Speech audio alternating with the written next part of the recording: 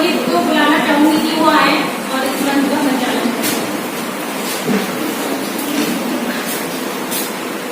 धन्यवाद। आज इस शिक्षक दिवस के शुभ अवसर पर हम सभी साथियों ने तय भी किया है कि कुछ लोग इसमें से स्पीच भी देंगे। आज चूंकि डॉक्टर साहब ने राधाकृष्ण की शादी है तो उसके शुभ अवसर पे तो सबसे पहले मैं कुमारी अर्चना भाटी को बुलाना चाहूंगा कि वो आए और अपना स्पीच दें। यहाँ उपस्थित मेरे सभी शिक्षकों को मेरा प्रणाम और शिक्षक दिवस की हार्दिक शुभकामनाएं।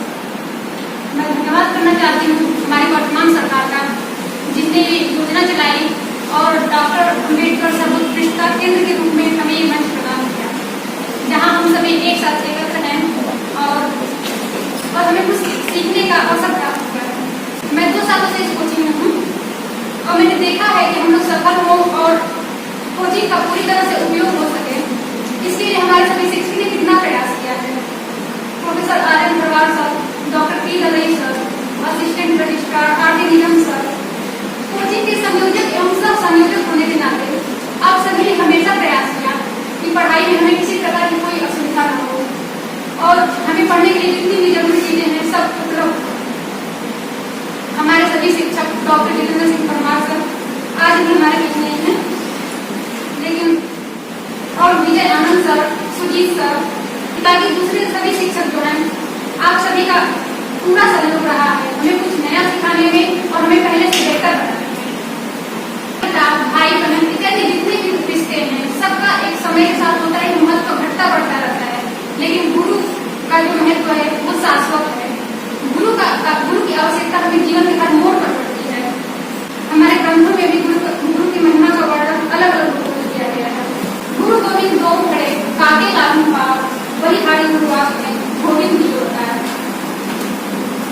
गुरु भी हैं जो हमें भव सागर की अवतरणिका से पार कराते हैं। गुरु भी हैं जो हमें सांसारिक जीवन में अच्छी बुरी का ज्ञान कराते हैं।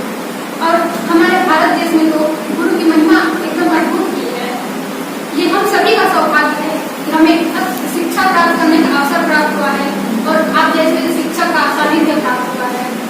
बहुत बच्चे ऐसे हैं जिन्हें समय से पहले ही व्यवसायिक कार्य ढूंढना पड़ता है और उन्हें शिक्षा का अवसर नहीं मिलता है, लेकिन इन सब के लिए हमें हमारे माता पिता का धन्यवाद करना चाहिए जिन्होंने हमें शिक्षा प्राप्त करने का अवसर दिया, और हमें हमारे सभी गुरु का धन्यवाद करना चाहिए जिन्होंने हमें शिक्षा दिया।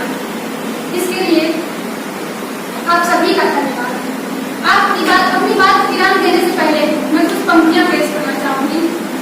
शिक्षक होना आसान नहीं होता, पसीने को स्याही बनाकर पेन में भरना पड़ता है, तब जाकर बच्चों की किस्मत लिखी जाती है। ठंडी आग में सोना भला कहाँ निकलता है, इसलिए पहले खुद चलना पड़ता है।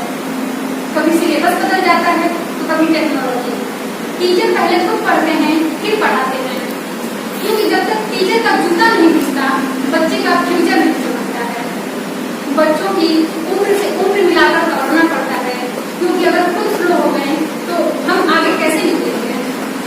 खुद की जिंदगी का गणित भले ही उठा हो, बच्चों का इक्वेशन को सुलझाना ही पड़ता है। टीचर होना आसान नहीं होता।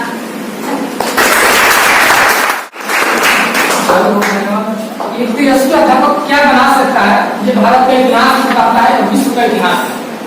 सिकंदर जब भारत की तरफ चला था तो योद्धा नहीं चला था, महान गुरु अरस्तु की परंपरा चली, और जब आधी लड़ाई सेल्यूकस निकेटर के हाथों में छोड़ के गया था, वह लड़ाई सेल्यूकस और चंद्रगुप्त के बीच न होकर 2 गुरुओं के बीच थी।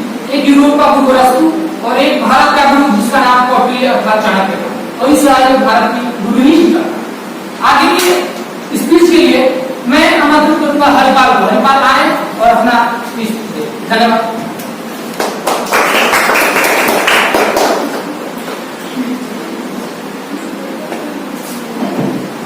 यहाँ पर उपस्थित सभी शिक्षकों को मेरा हार्दिक अभिनंदन वंदन है और हमारे समस्त दोस्तों को आज शिक्षक दिवस की हार्दिक शुभकामनाएं।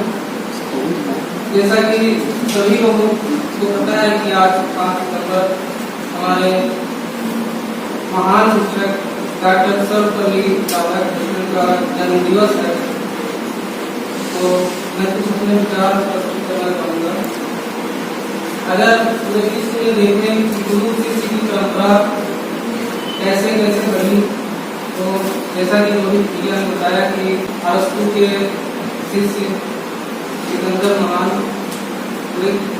जो है एक गुरु की कृपा थी अरस्तु की, तो ऐसा महान शिष्य पैदा हुआ जो पूरे विश्व को जो है सपना देखा और जो है एक सामान्य बालक को